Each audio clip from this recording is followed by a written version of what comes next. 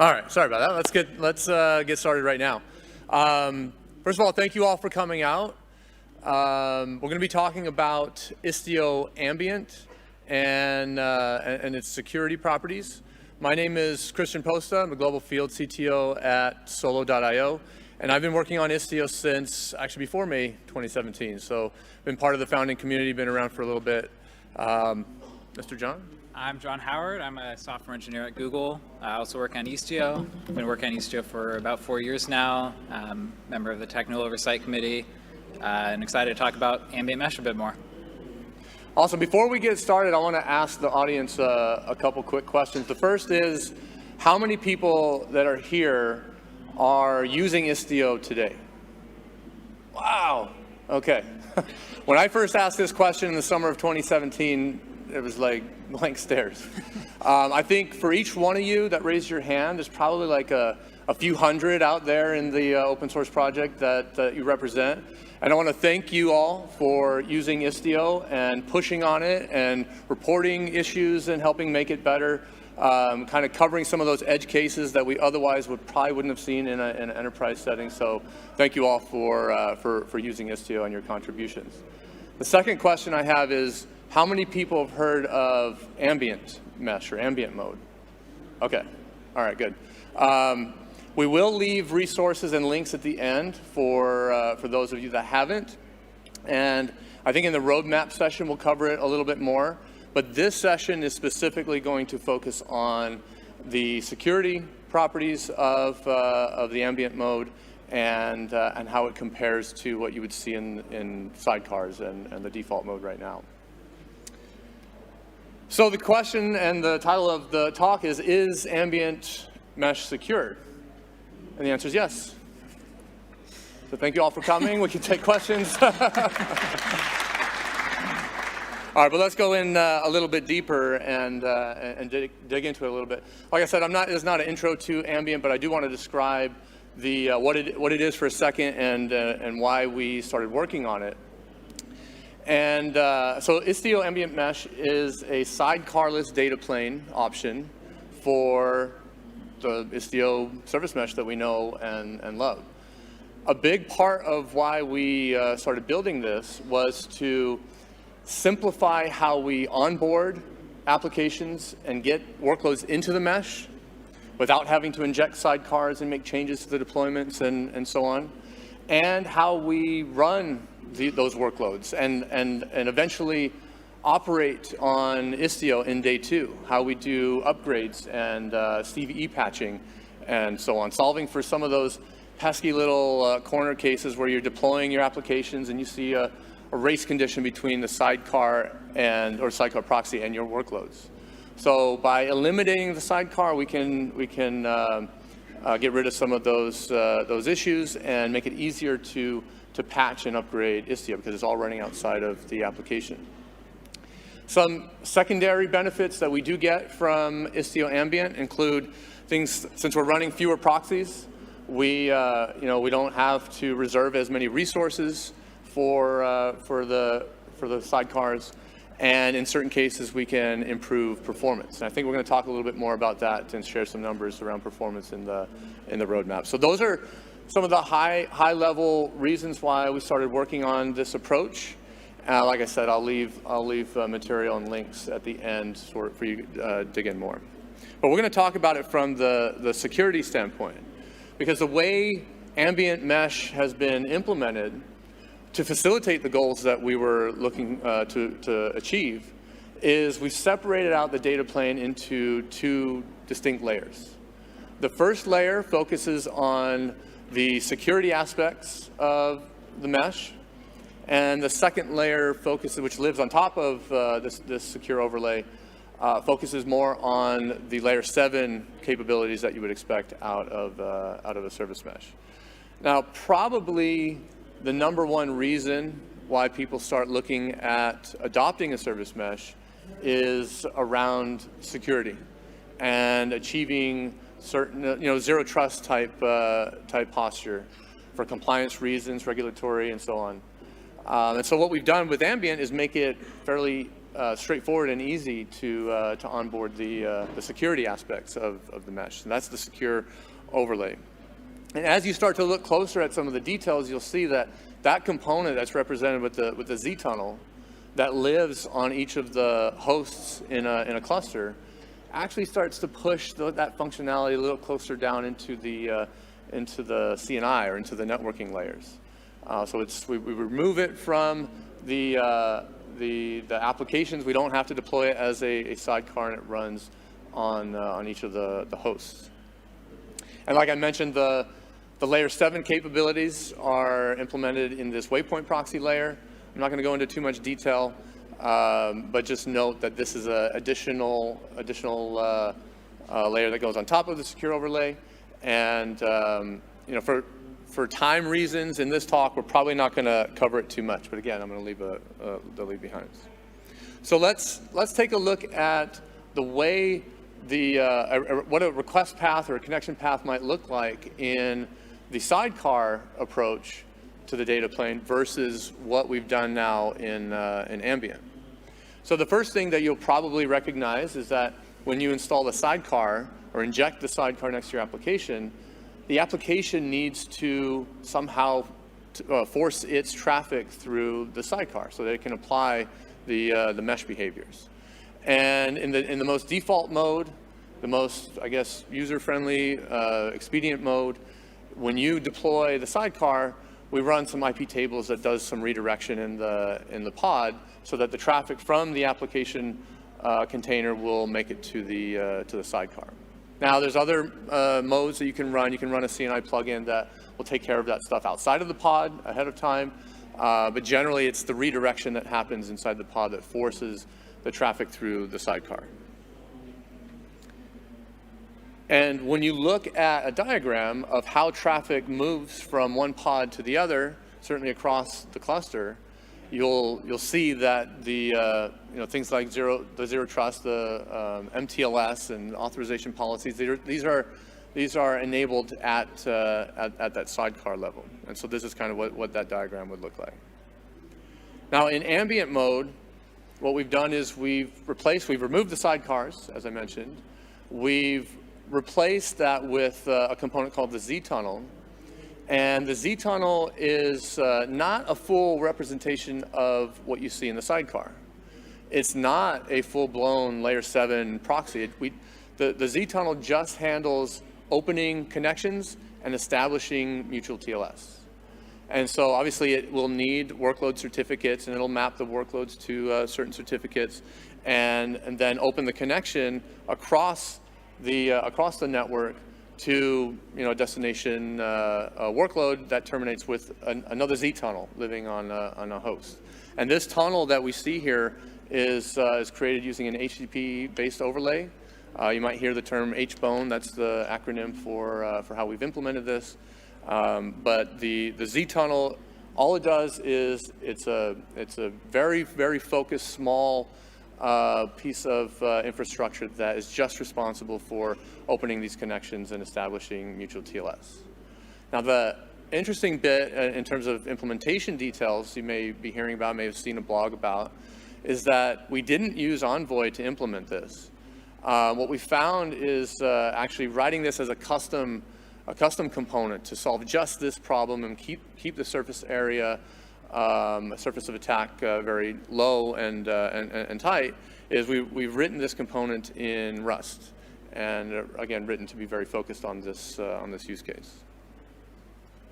And so if you compare what you have deployed in a sidecar and all of the capabilities that come along with it to what the Z tunnel looks like, you'll see that we don't do any of the complex layer 7 handling.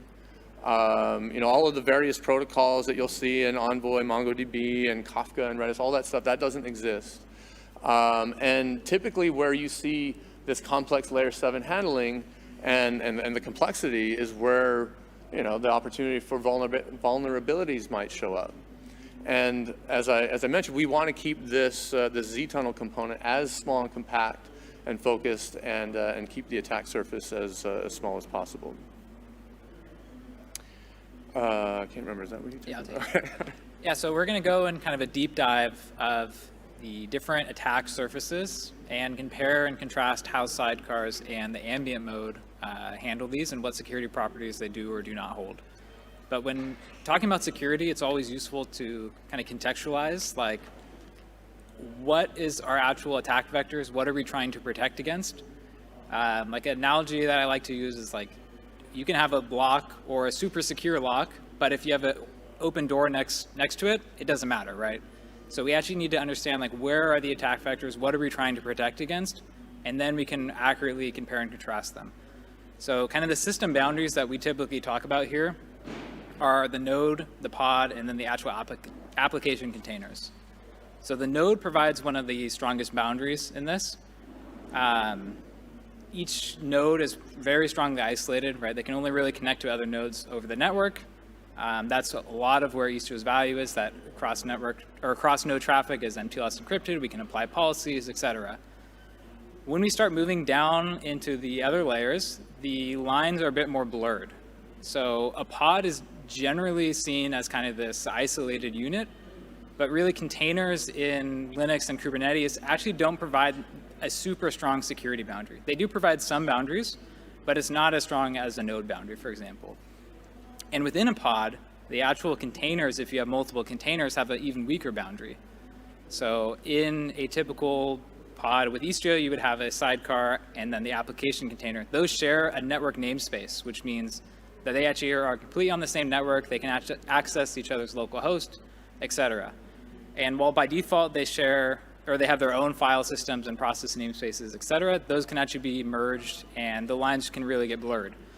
So there's kind of this decreasing amount of boundaries as we go into the system, which is important to understand. The other thing is, like, what are the blast radiuses of these boundaries? In general, we're looking at one is like a node attack. If someone malicious gets access to the node, maybe they have root access on the node, what kinds of things can they do? Another one would be if the actual data plane itself, the Z-tunnel or the envoy, is compromised, whether that's some remote, arbitrary code execution vulnerability, or something more partial vulnerability, some way they've compromised the data plane. Another one is the application, very similar, just with the application instead of the proxy. This could also be things like a supply chain exploit, where they've injected malicious code into the application, you didn't notice, and you deployed it to prod, and now it's doing unexpected things. So we're going to go through each of these situations and kind of compare and contrast direct head-to-head of ambient and sidecar and what kind of properties they give. So if we look at a compromised node, like I said, the node provides kind of one of the strongest security boundaries. So compromising the node is a huge target and gives you a lot of privileges, right? This is something you do not want to happen. So if you have access to the node, you can view all requests without encryption, right? You can do a TCP dump on the node and see what's going on. Why this applies to sidecars is not super intuitive. I have another slide right after this that's going to do a deep dive into that. If you're root on the node, you can also do anything you want with the proxy. You could stop it, you could start your own one, you could change the code that's running there, you could start your own pods, like you have access to kubelet, which is a highly privileged component, right? And because, like I said, you have access to kubelet, you could also do anything with identities running on the node. So Kubernetes does scope the privileges of a node to only things on that node, so it's not like you compromise one node and you have control of the entire cluster, but it is, you can do anything on that node is within your purview. So sidecars and ambient really do not provide much difference here in protection. If your node is compromised, generally everything on that node is also compromised. So specifically with kind of the network inspection, if you look at this diagram, it intuitively looks kind of like sidecars are more secure in this aspect. Like the green line is longer, or the red line is longer on ambient, right? So it must be less secure. But in practice, this is not really the case, because if you have access to the node and you can do like a TCP dump on the node, for example, then you also have privilege to go enter the pod and do a TCP dump within the pod network namespace as well. So while intuitively it may seem like there's this boundary, the fact is that the node compromises an extremely high privilege and it can do a lot of things on the node. So in practice, there's no tangible difference between these two from a security posture. Next thing would be a kind of a compromise of the data plane. They don't have access to the entire node, but they've found some sort of exploit in Envoy or ztunnel, and they're using that to do malicious things. So in general, in this case, they can configure that data plane to do arbitrary things, potentially, right? So they could send requests that you didn't initiate, they could mutate your request, they could block your request, whatever. This is generally the same in sidecars and ambient, with one caveat that there's kind of different types of exploits, right? If you have a complete remote code execution, you can potentially do anything. But like Christian mentioned, the ztunnel itself has much less code in it that's doing many fewer things. So there's a lot of areas, if you had a partial exploit, that you could use existing code in Envoy to do malicious things, while the ztunnel just doesn't actually do that many things. So if you have a partial exploit, it may be harder to exploit it. The other issue we're looking at is certificates. So in a sidecar, the actual proxy has access to one certificate for the service account of the pod. And so if the data plane's compromised, they could mint new certificates for that identity, but they don't have access to other identities running on other pods, right? The issue, though, is that generally, if you're able to compromise Envoy, it's not specific to one specific application, right? It's an issue in the data plane itself, which is run in all of your applications, right? You run the same sidecar everywhere. And so the attack is most likely replayable, such that this scoping of which certificates you're able to mint new certificates for is unlikely to remain scoped. In Ambient, it's a pretty similar story. The difference, though, is that in Ambient, the ztunnel itself is responsible for all the identities on its node. So if you're only able to exploit one single data plane instance, you would have a larger scope of certificates that you could compromise. Again, though, this is scoped to a single node, not the entire cluster. That is all the pods running on that node at that time. All right, next up would be a compromised application. So like I said, this could be someone remotely exploited your code, or even you just had some supply chain attack where they injected some code that you didn't know would be there. So in this case, the application can do completely arbitrary things depending on what the attack was. There's nothing that a sidecar or ambient can do to change your application's behavior, right? We're just there to sit at the border of your application. However, in the sidecar, because the application and the proxy are running in the same pod, they're in the same trust boundary, and like I said, that boundary is very blurry. So the proxy or the application can do a lot of things like stop the proxy, replace the proxy with their own, bypass the proxy so the requests don't go through it.